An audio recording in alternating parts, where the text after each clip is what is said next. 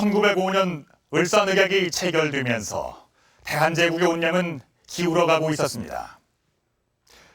그 2년 뒤 일제는 대한제국의 초대 황제인 고종을 강제 폐위시키고 대한제국 군대의 해산마저 도모하게 되죠. 이런 배경 속에서 마침내 일본군 보병 제14연대가 한국에 파병됩니다.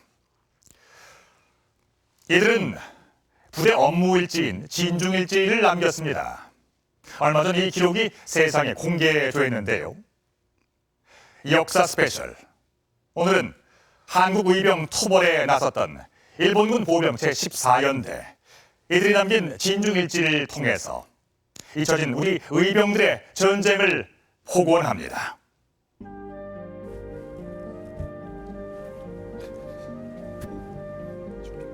토지주택박물관 수장고. 최근 공개된 일본군 보병 14연대의 기록물 원본이 보관되고 있는 곳이다. 박물관 측은 이 원본의 사료적 가치에 주목, 아주 소중하게 보관하고 있다. 이 상자 안에 구한말 대한의병들의 항일 투쟁사를 다시 쓰게 할 기록물이 들어있다.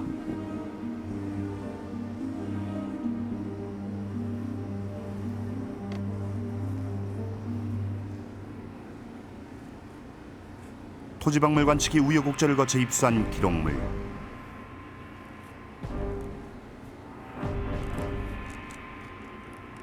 제목이 먼저 눈에 들어온다.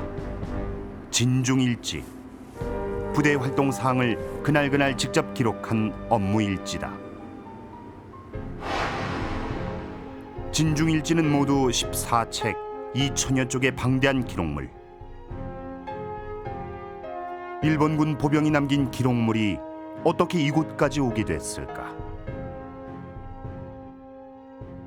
일본 경매시장에 나왔던 책이었는데 그걸 구입했던 사람이 저희가 매년 유물을 구입하고 있어요. 작년에 저희가 그 유물 구입할 때에 저희한테 매각을 의뢰를 해서 저희가 구입해서 지금 소장하고 있습니다. 이 진중일지를 남긴 부대는 일본군 보병 14연대. 네, 그러니까 명치 40년, 서기로 치자면 1907년 7월 23일부터 명치 42년 6월 19일까지 2년간의 기록이 되겠습니다. 일지는 14연대가 일본에서 출병하기 직전부터 귀환하기까지 2년 동안의 활동 사항을 자세히 기록하고 있다. 부대의 출발 자금은 6만 엔. 식량의 3분의 1은 각 지방 조변, 즉 양민 수탈을 지시하고 있다. 부대 편제도 그대로 기록돼 있다. 장교들의 명단과 직책, 그리고 연대장 기구치 대좌의 이름도 또렷이 기록돼 있다. 지금까지 봐온 자료들은 여러 가지 편집되고 그리고 또 걸러진 그러한 자료들이 많았는데 이거는 현장에서 직접 작성한 것 같이 눈앞에 보이는 장면처럼 생생하게 기록이 남아 있었기 때문에 대단히 충격적이었습니다.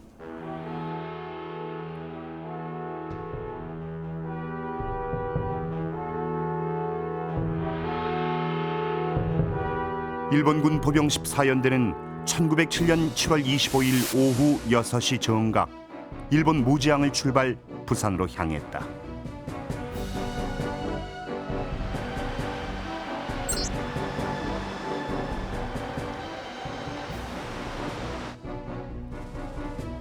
그리고 다음 날인 26일 아침 6시 40분 부산항에 도착했다.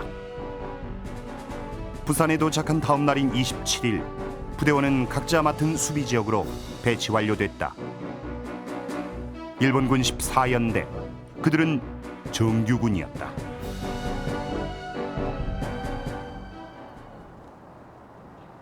그렇다면 이들은 왜 한국에 파견됐던 것일까?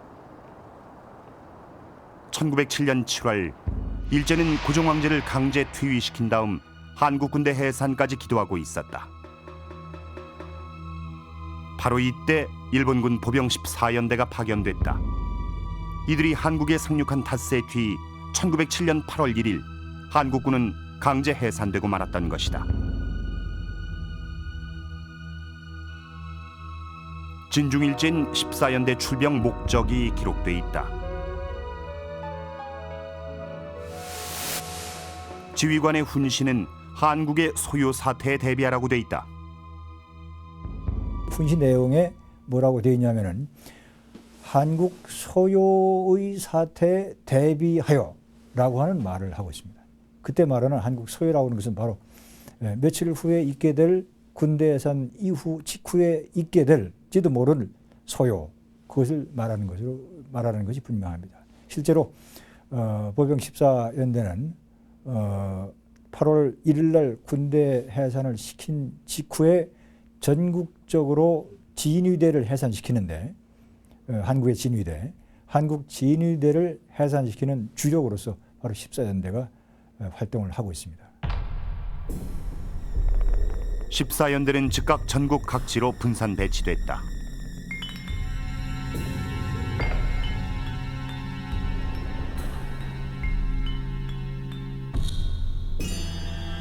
(14연대는) 서울의 용산을 비롯 영등포, 대구, 광주 등 한강 이남 전 지역에 배치됐다.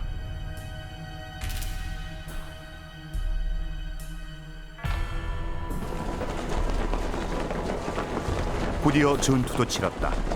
14연대 첫 전투는 1907년 8월 10일 강화도 진위대 진압작전이었다.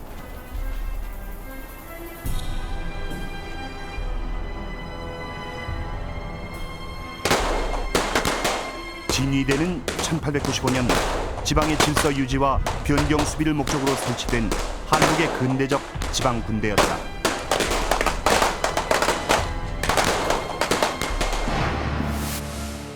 첫 전투는 강화 진위대의 승리였다.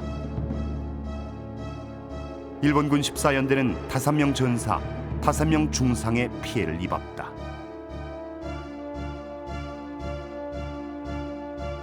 첫 전투 이후 진중일지엔 2년 동안의 수많은 전투가 기록되기 시작했다. 한국 의병과 치른 전투를 기록한 것이다. 모두 25매의 칼라판 전투 상세도도 남아있다. 전투도는 현장을 목격하듯 생생하다.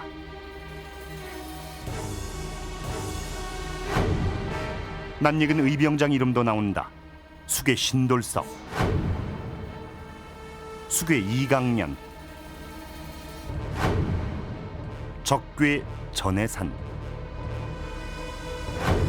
수괴 고광순. 그들에게 한국 의병장은 도적대의 우두머리였다. 14연대와 맞섰던 한국 의병들, 그들의 활동 범위를 알아볼 수 있는 기록도 나온다.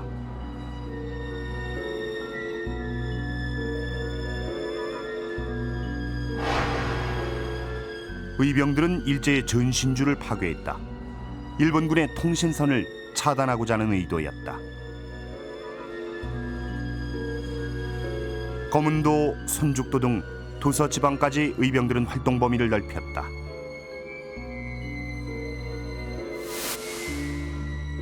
이들 도서 지역은 일본군 통신상의 요충지.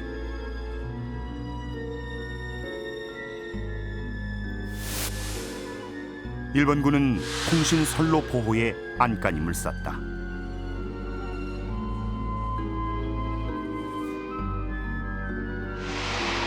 한국 의병들은 일본군의 통신망까지도 교란시키는 등 폭넓은 항일 투쟁을 벌였던 것이다.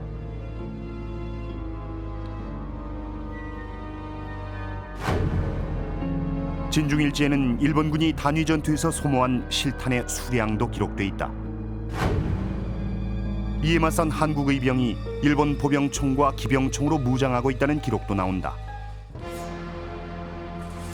의병 토벌을 위해 파병된 일본군 14연대. 결과적으로 그들의 파병 목적은 이루어진다.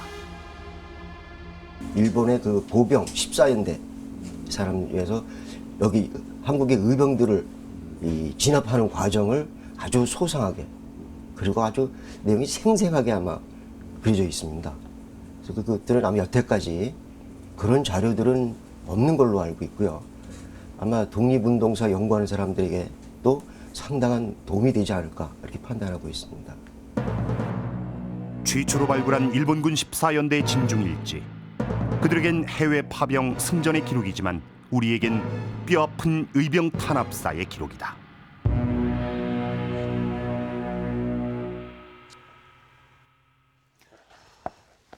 제가 보고 있는 바로 이것이 모두 14책으로 되어 있는 일본군 보병 제14연대 진중일지입니다.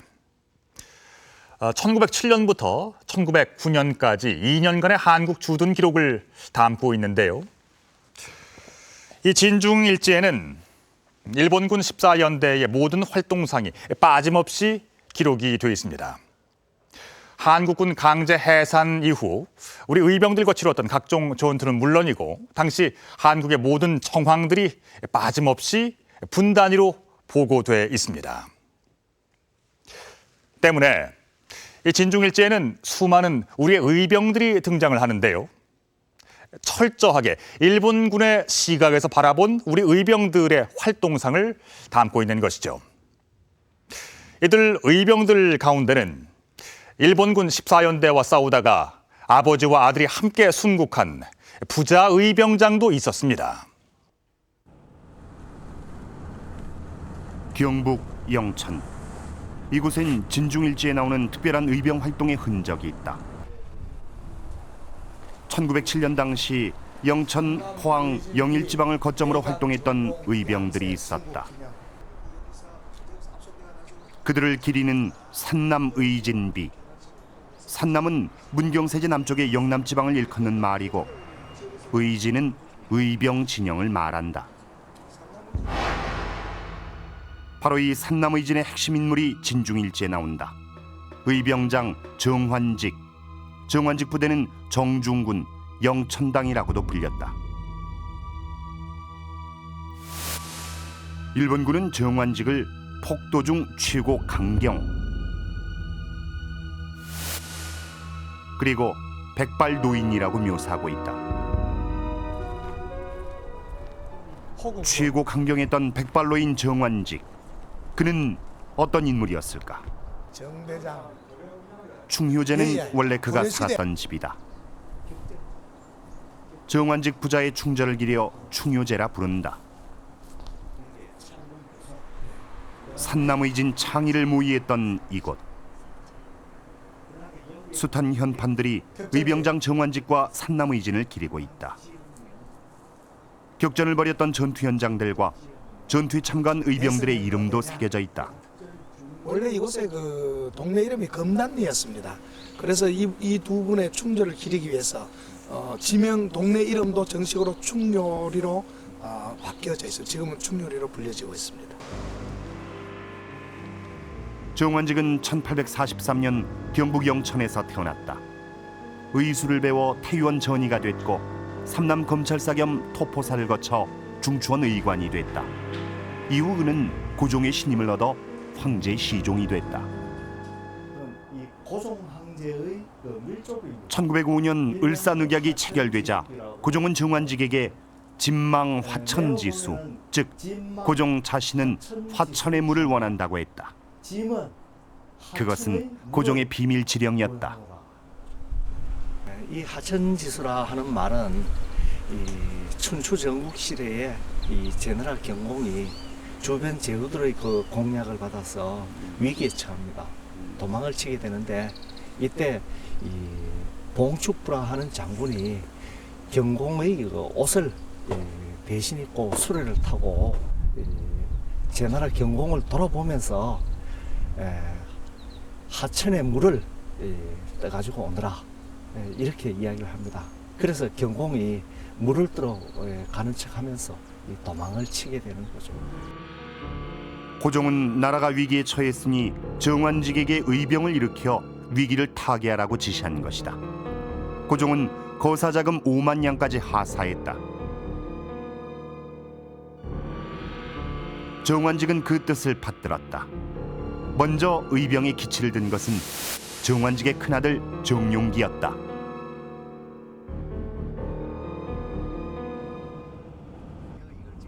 이후 정용기를 중심으로 산남 의병들은 치열한 항일 투쟁에 나섰다. 이 정용기 의병 부대가 정환직의 큰아들 의병장 정용기의 순국 현장을 그래서 찾았다. 여기에서 이밤 전투가 포항시 죽장면 이밤마을. 바로 여기 보이는 이 산능선이 되죠. 예. 이 산에서 여기에 정용기는 이제 순국했다. 정용기 부대가 이 매복을 하고 있는데 일본군이 들어와서 이제 격돌을 일고 있습니다. 그래서 유명한 진중일제 정용기 의병과의 전투 기록. 1907년 10월 7일 일본군은 이밤동에서 수경했다. 그날 밤 9시 30분 정용기의 화적 150명으로부터 기습을 받았다고 돼 있다. 그리고 벌어진 전투에서 정용기를 비롯 19명의 의병을 사살했다고 보고하고 있다. 정용기 사살 이후에도 의병과의 대치전은 계속됐다.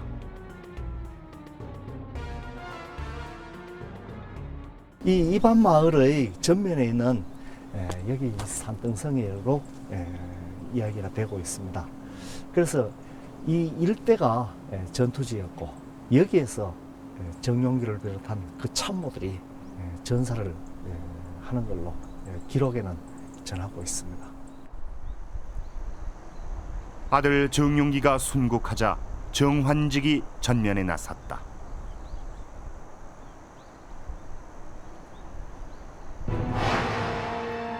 진중일지는 정환직이 의병장이 된 이유를 분석하고 있다. 큰아들의 전사 비보, 10수개 이상의 총상,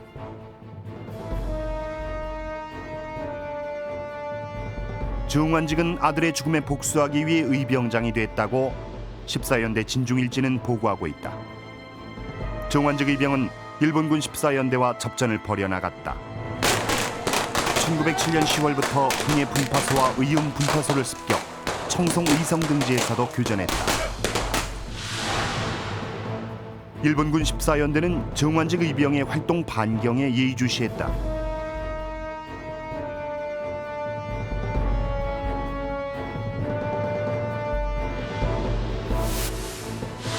그리고 정환직을 검거 포획하라는 특별 명령을 내렸다.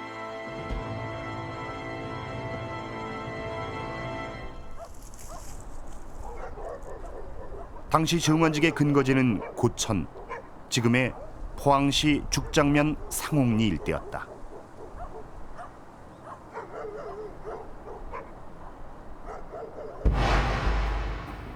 진중일지는 정환직에 대한 추적을 상세히 기록하고 있다.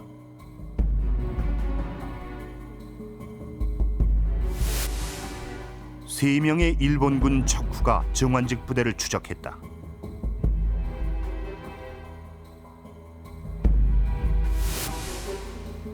가택 수색에 나서자 한국인들이 산 위로 도주했다.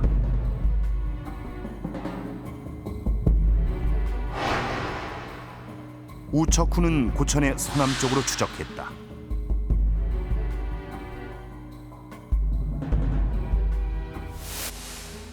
정환직은 큰 바위 옆에 잠복하고 있었다.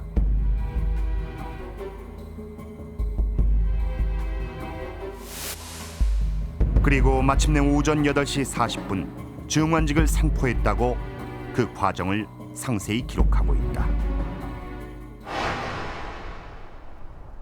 1907년 12월 11일 산남의진 의병장 정환직은 고천에서 체포되고 말았다. 예, 그러네요. 정환직이 체포됐던 곳.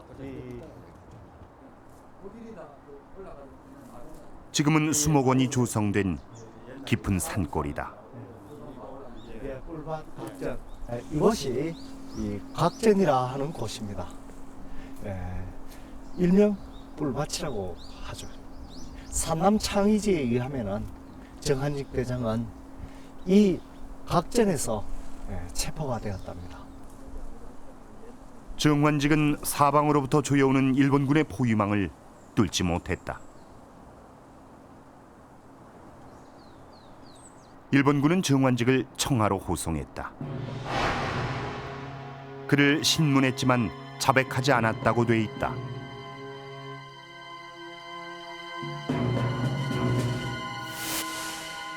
그리고 대구로 호송하던 도중 정환직이 도주를 기도하는 바람에 그를 사살했다고 돼 있다. 도주 기도와 사살, 이것이 사실일까? 정환직 선생이 당시에 65세나 되는 연세가 드신 분이고 또 고관을 지낸 아주 뭐 정말로 사대부 양반이시고 또 체포된 다음에 신문 조서를 보면은 아주 자세한 심경이 다 나와 있고 유서와 같은 시까지 남기고 있습니다. 그러한 분이 도주를 기도했다라는 것은 믿을 수가 없는 얘기고 또 지금까지 우리가 다 영천에서 고향인 영천에서 총살형을 당했다라고 다 알고 있는 사실입니다. 정환직 의병장이 총살당한 곳.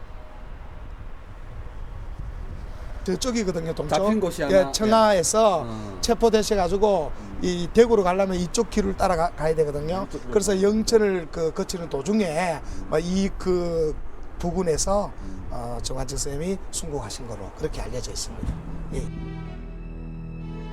고종의 밀명을 받들어 산남의진을 창의, 아들의 뒤를 이어 65세의 나이로 일본군에 총살당한 전 고종황제 시종관 정환직. 그의 절명시 한 편이 일본군 진중일지에 남아있다.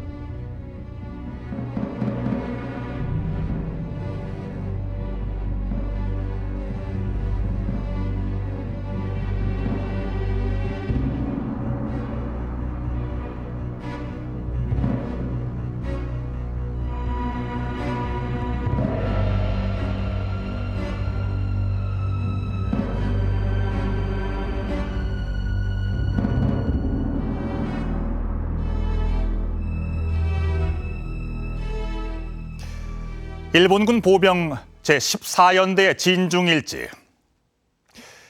이 2년간의 한국 의병 토벌 기록은 섬뜩할 만큼 자세합니다.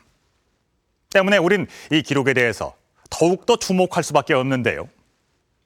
그간 우리 의병 활동에 대한 연구는 많이 이루어져 왔습니다만 이 진중일지에는 우리가 그간 알지 못했던 새로운 사실들이 많이 담겨 있었습니다.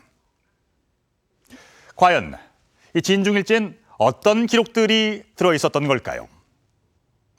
일본군 보병 제14연대 진중일지, 이 기록 속에 담긴 충격적인 사실들입니다.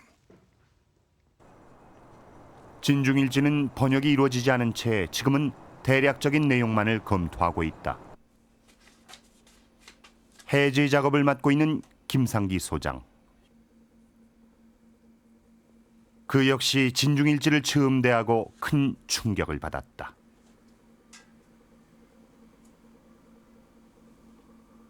의병들이 전투에서 죽고 아무리 죽어도 다음 날 다시 또 전투를 하고 감행을 하고 그런 걸 보면서 의병의 전투는 참 비장한 각오를 하고서 임하는 그런 그 비장한 전투다. 그런 느낌을 받았고 정말로 이름도 없는 시체도 못 찾는 그 수많은 의병들을 생각을 할 때 이 의병 전쟁이야말로 참 슬픈 전쟁이었다.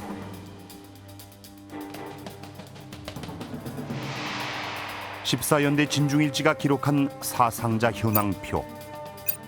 일본군 수비대와 헌병, 경찰과 민간인 사상자와 함께 의병들의 피해 상황도 보고하고 있다. 의병 부상자는 파악조차 못하고 있다. 의병 사망자는 13,445명, 단 10개월간의 집계였다. 진중일지엔 새로운 사실도 많았다. 무엇보다 김상기 소장이 받은 충격은 의병 학살에 관한 것이었다. 사살, 총살, 신문 중 도주 기도, 이런 기록이 의외로 많았다.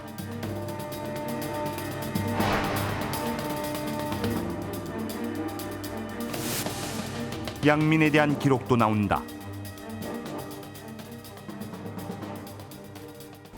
(25세) 김용출.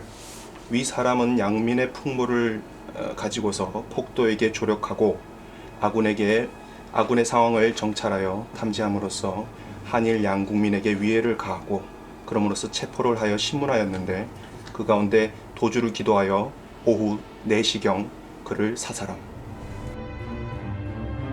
그것은 양민 학살이었다. 진중일지에서는 이 체포한 의병들을 도주를 기도해서 사살했다라고 한결같이 써놓고 있습니다. 그러한 곳이 제가 본 곳만 해도 40-50군데가 나오는데 한결같이 도주를 기도하며 사살, 공식적으로 그렇게 써놓고 있습니다. 절대로 그러한 의병들이 도주를 기도해서 사살당했다고 볼 수가 없습니다.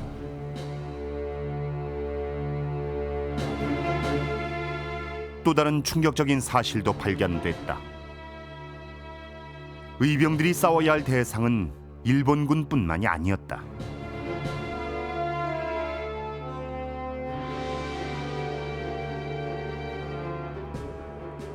일본군은 한국인 통역을 동원했다.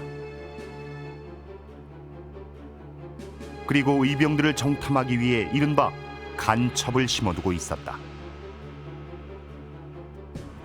밀정으로서 참여하는 사람들, 통역이라든가 또는 일본군 편제를 보면은 아주 편제 속에 간첩이라고 하는 아주 직함도 있습니다. 한인 정탐원은 약 400명. 이들은 제사를 베서 제배를 채우는 자들이라고 대한매일신보는 비판하고 있다.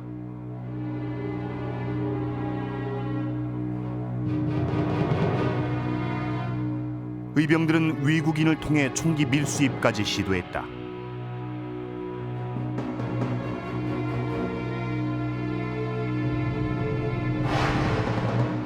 미국인 선교사가 의병에게 총기를 제공하려 한다는 진중일지의 기록.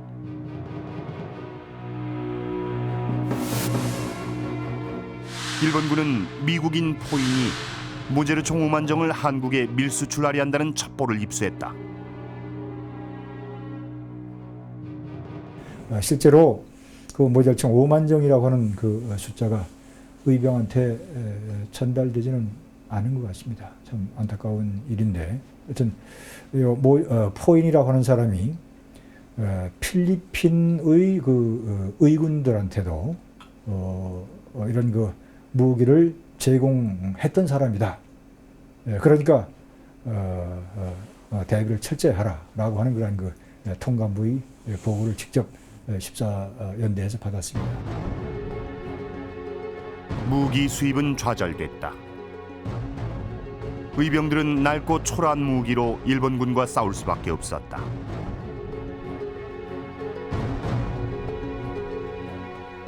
의병들의 숨겨진 일화도 많이 기록돼 있다.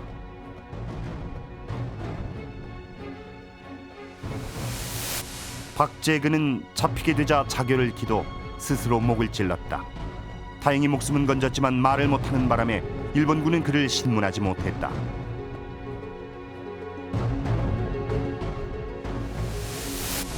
호남 의병장 심남일은 남평군의 한 마을에 들어갔다가 그 마을이 너무 가난한 것을 보고 군자금 1000냥을 마을에 기부했다.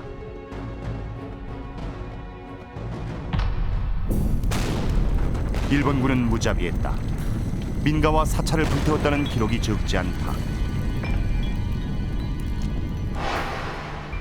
촌락소기, 가옥방화, 소사, 그것은 만행이었다.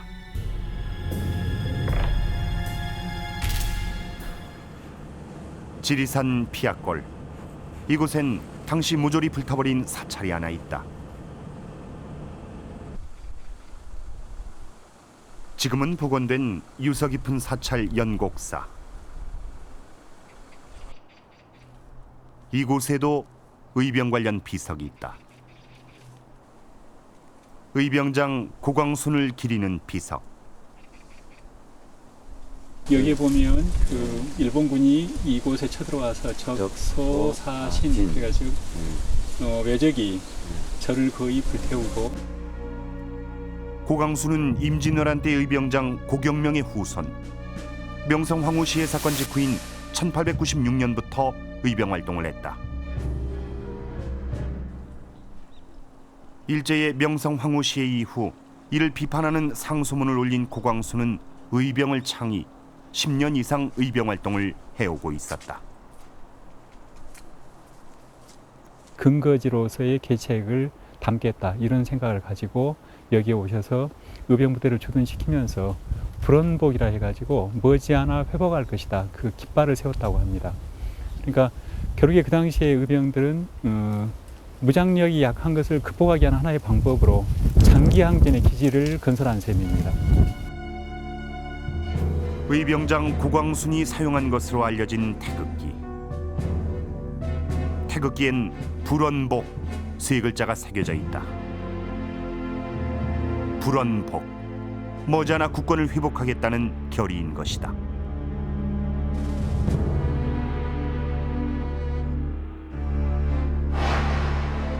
하지만 그의 염원은 일본군의 탄압 앞에 무너지고 말았다.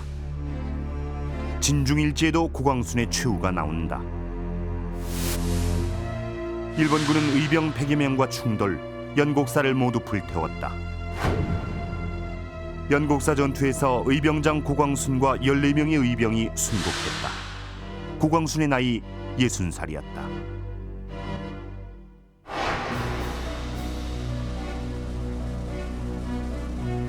진중일지에는 그동안 알려지지 않았던 수많은 의병과 의병장들의 이름도 등장한다.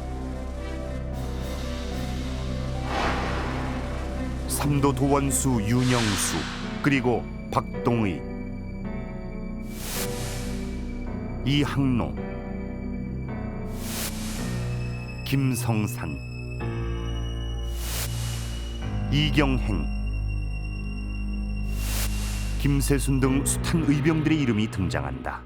알려지지 않은 이런 그 의병장들의 숫자가 상당히 많이 나오기 때문에 앞으로 후기 의병 연구에 정말로 새로운 그 연구가 좀 필요하다.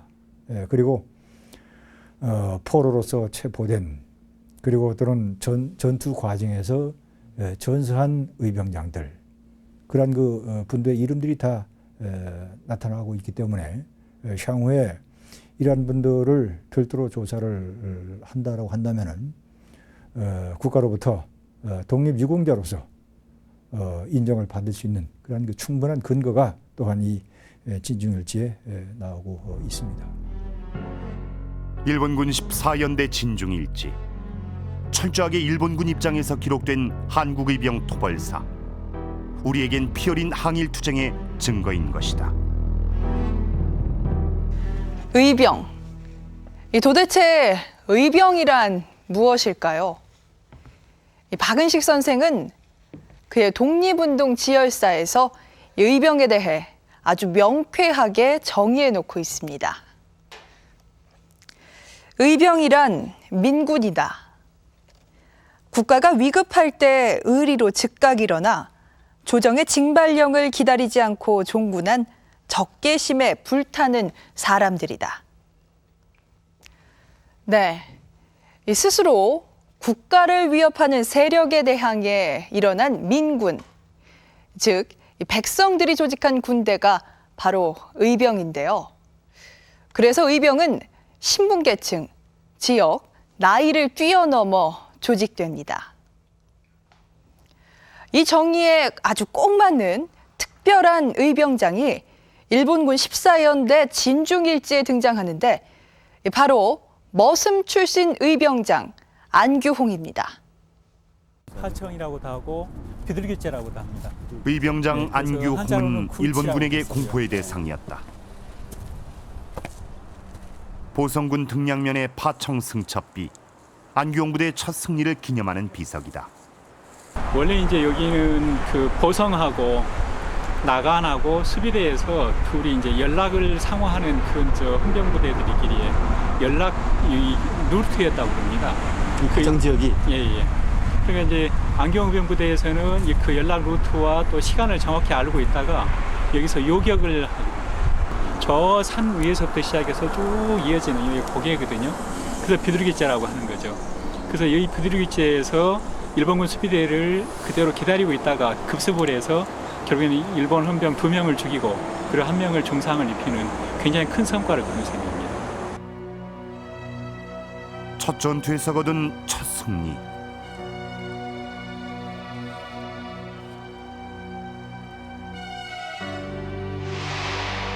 안규홍은 어떤 인물이었을까? 안규홍은 특이한 이력의 소유자였다.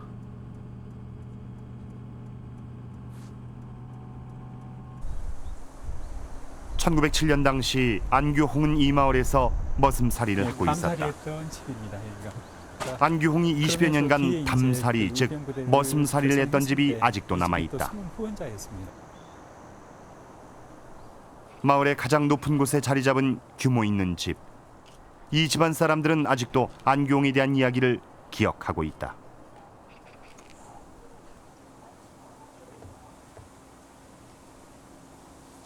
할머니, 그 안대장이 몇 살 때나 여기 오셨어요? 그 사실 끝을 얌겨 모르는데 어려서 했던. 어려서요. 그러니까 말하자면 여기가 가난해 안치들이 가난했어? 가난하게 이제 말하자면 할머니가 고모께 고모집이라고 데려왔는 거 없어. 그냥 밥 먹고 살 거 없어 앞자리죠. 친척집이어서 이 집에서 거두어 준 거죠. 그래서 이제 자기 어머니하고 여기 와가지고 어려서는 이제 거두어 먹였을 거고 한 10살 무렵부터서는 이제 꼬마 모습이 된 셈이죠. 1908년 3월 안규홍은 이곳 동소산에서 창이 의병장이 됐다. 그의 부대는 담사리 부대라고 불렸다. 담사리란 머슴사리, 즉 머슴이 의병장으로 있는 부대란 뜻이었다.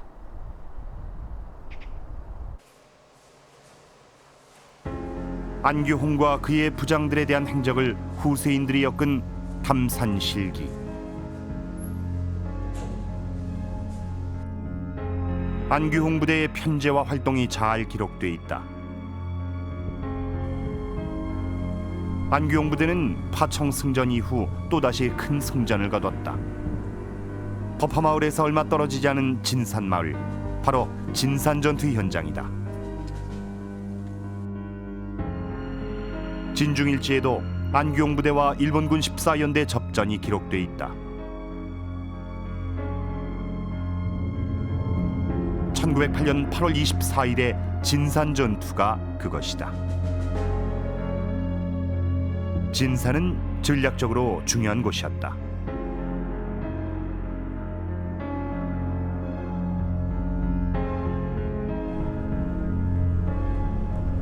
전투는 깊은 골짜기에서 시작됐다.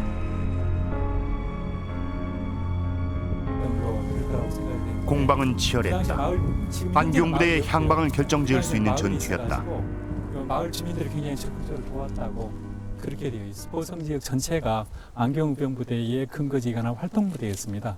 그러다 보니까 그 일본군 수비대라든가 순사대 이런 경우에는 계속 안규홍 의병부대를 추격을 하고 또 그 14연대의 경우에도 그런 과정에서 이제 맞닥뜨려가지고 조우전이 벌어졌는데 굉장히 그 공방전이 컸던 것으로 그렇게 보입니다. 진중일지는 전투 전 상황부터 기록하고 있다. 일본군은 70여 명의 안규홍 부대가 수경하는 곳을 감지했다.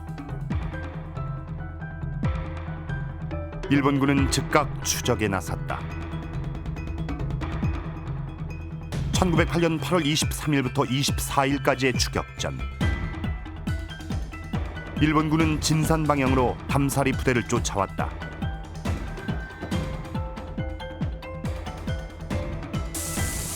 전투는 8월 24일 오전 3차례에 걸쳐 이루어졌다. 제1시기는 오전 6시 20분부터 일본군은 진산을 포위 수색했다.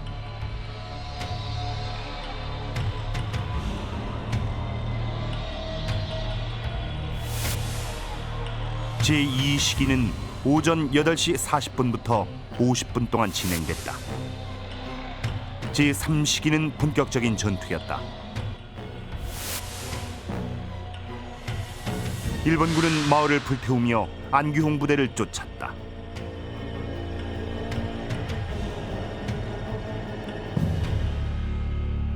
안규홍 부대는 오히려 일본군에게 피해를 입히는 승전을 거뒀다.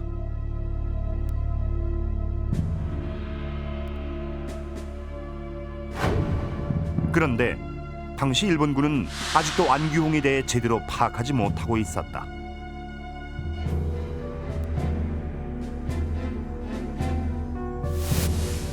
일본군은 안규홍을 안진사, 안심,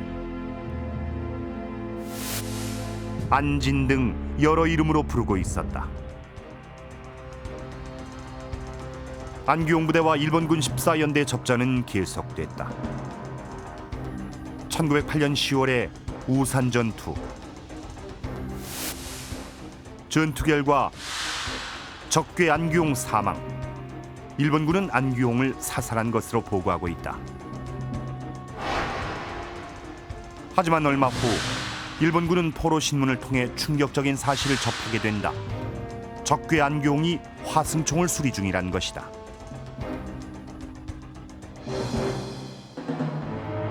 안규홍은 살아있었던 것이다.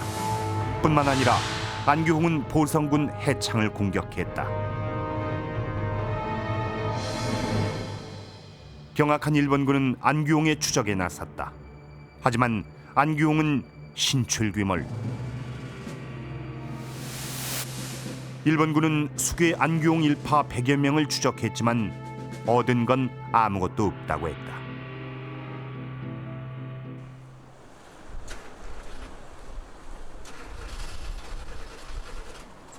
머슴 출신 의병장 안규홍은 더욱 과감한 작전을 펼쳤다.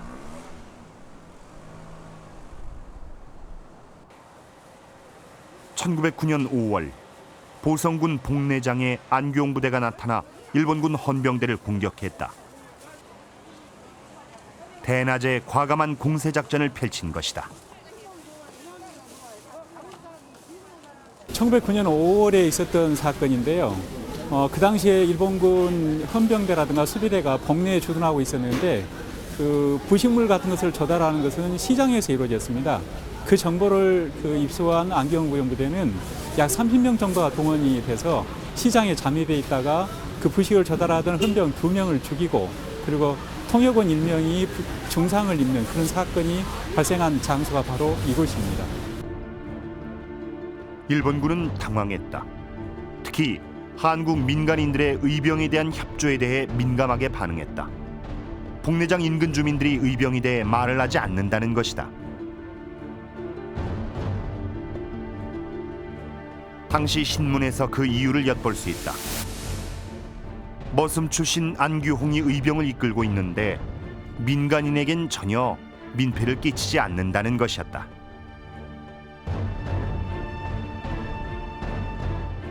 처음에는 이들이 의병을 일으킨다고 했을 때 양반 유생들이 전혀 협조하지 않았었습니다.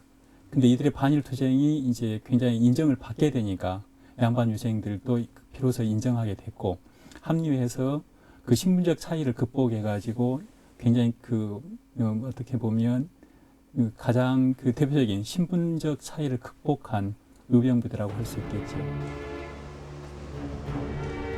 이들 의병은 일본군에게 가장 큰 골칫거리이자 난적이었다.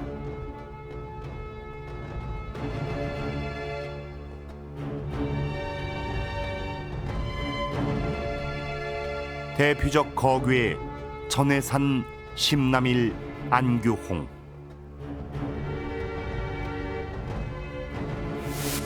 그 중심에 안규홍이 있었다.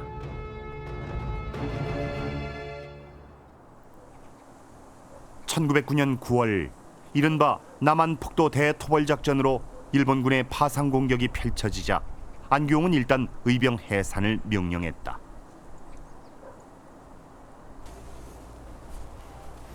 그는 머슴살이하던 이 집의 마구간에서 일본군에게 체포됐다. 참고로 쓰고 있어. 네. 예. 여기가 옛날 마구간 자리니까. 네, 네. 그래서 여기서 숨어 계시다가 네.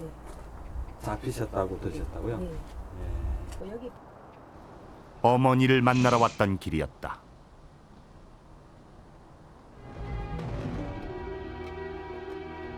안규홍은 광주를 거쳐 대구 감영으로 이송됐다. 그리고 1911년 5월 5일 교수형에 처해졌다.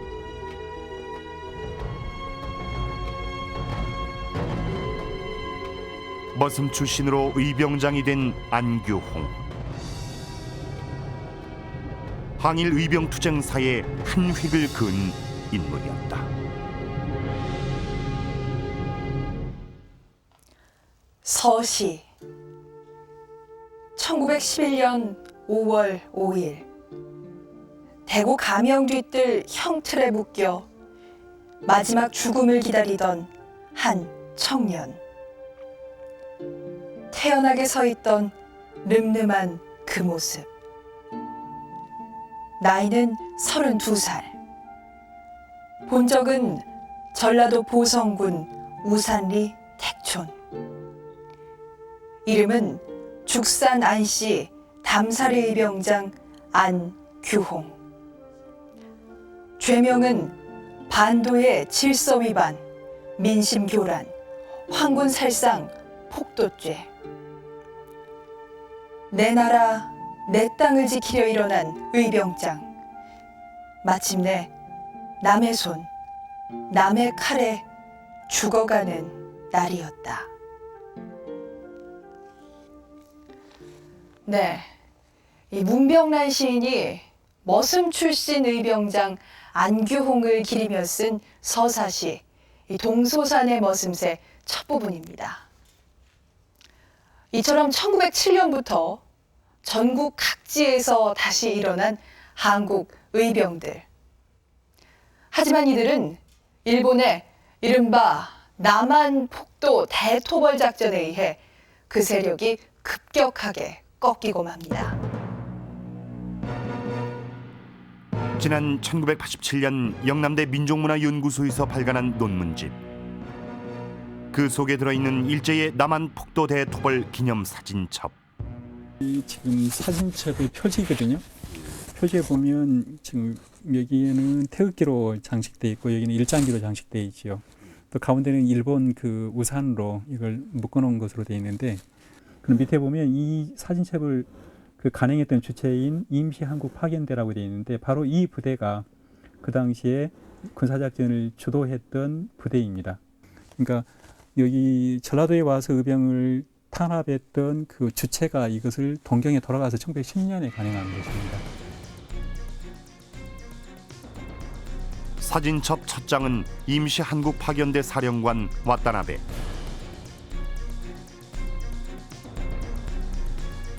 다음 장부터는 의병 대토벌에 참가했던 일본군 장교들의 사진이 수록돼 있다.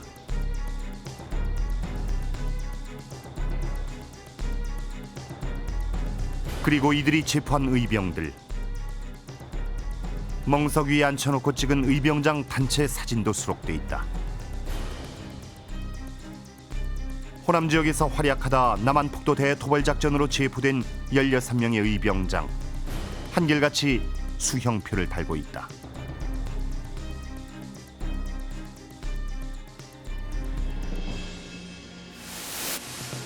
이 사진 속에 담사리 의병장 안규홍도 보인다.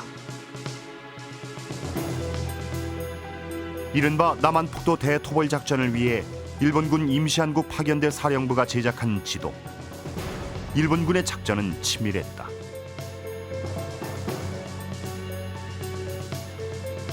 (1909년 7월) 일본군 2개 연대가 부산에 상륙했다. 이들은 곧바로 목포와 군산에 분산 배치됐다.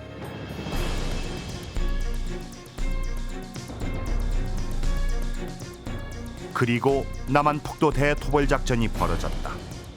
활발한 항일 투쟁을 벌이던 호남 의병들이 일본군의 목표였다. 1909년 9월 1일부터서 10월까지 남한폭도 대토벌 작전이라고 명명된 군사작전이 이루어지는데, 그 이제 주로 그 군사작전이 이루어지는 범위는 전라남도 지역에 해당됩니다. 그 당시에 전라남도의 의병이 가장 강성했습니다. 그래서 그 강력한 전라도의 의병을 진압하기 위해서 가장 대규모의 군사작전을 시행했던 셈이죠. 토벌작전은 3기에 걸쳐 진행됐다. 원래는 40일로 예정했던 일본군의 작전은 55일로 연장됐다. 일본군은 잔인했다. 그들은 이른바 교반적 방법, 즉 소용돌이 전술을 썼다. 근데 여기서부터 시작을 할 때 주요 지점에서부터 시작해서 포위작전을 펼치는데 하루에 진행 속도가 4km라는 겁니다. 4km이기 때문에 굉장히 천천히 나가는 거죠. 또 4km를 나가면서 그대로 앞으로만 진행을 하는 게 아니고 의심나면 무조건 뒤로 또 돌아갑니다. 그게 교반적 방법입니다. 그래서 한 마을에 최소 2차례, 어떤 때는 수십 차례를 그 마을을 이렇게 수색을 하기도 하는 거죠. 의병들의 경우에는 이렇게 봉쇄돼 버린 공간에 있었기 때문에 어디로 도망갈 길이 없습니다.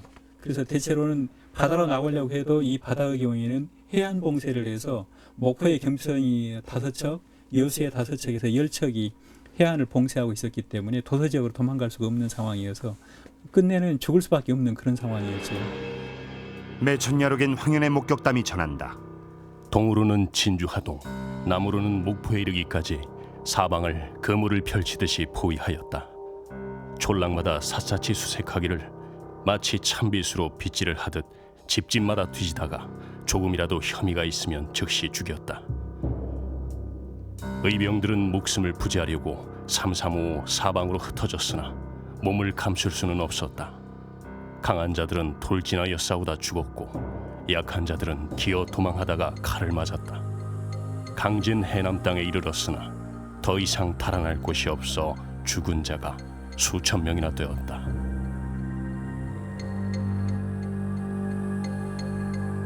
일본군의 이른바 남한폭도 대토벌 작전. 그것은 무자비한 호남의병 대학살이었다.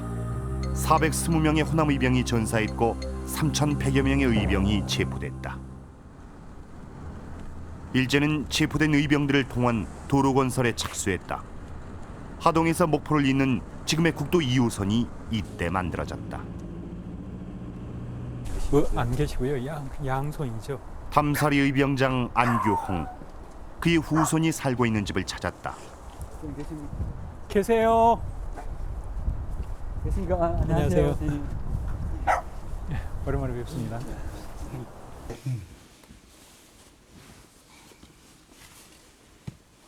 근데 이제 요 책이 지금 최초로 이제 초안 잡은 거.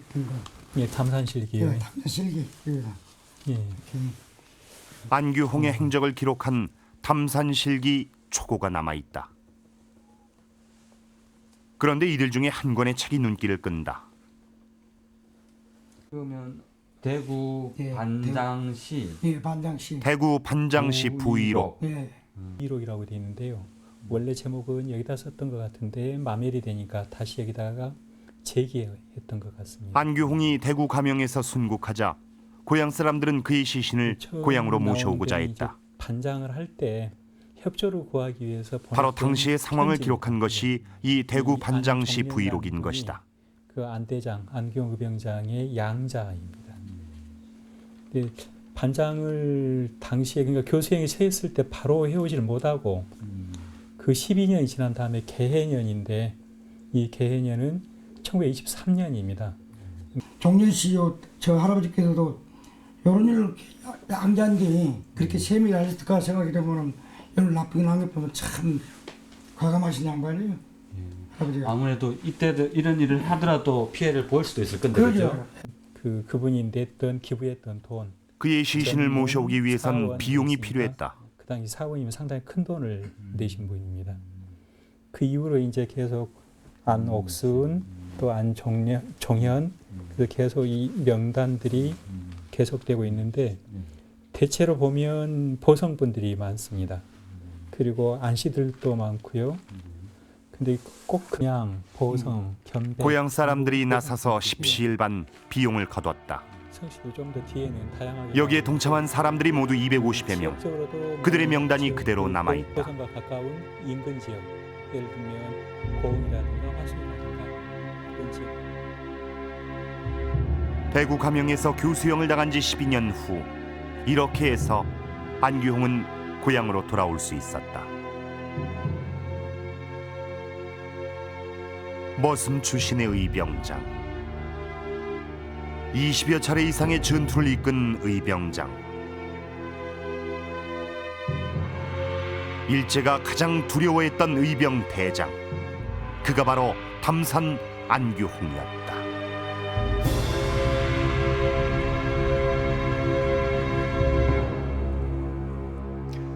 (1909년) 이른바 남한폭도 대토벌 작전이 끝난 뒤 급기야 한일 강제 평합은 이루어지고 맙니다. 한국 의병 토벌은 한국 침략을 위한 일제의 마지막 군사 작전이었던 것입니다.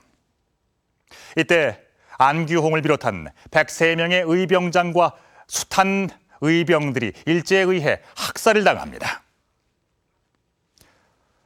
살아남은 의병들은 두만강과 압록강을 건너 북간도와 만주로 근거지를 옮겨가며 끈질긴 독립전쟁을 이어갑니다.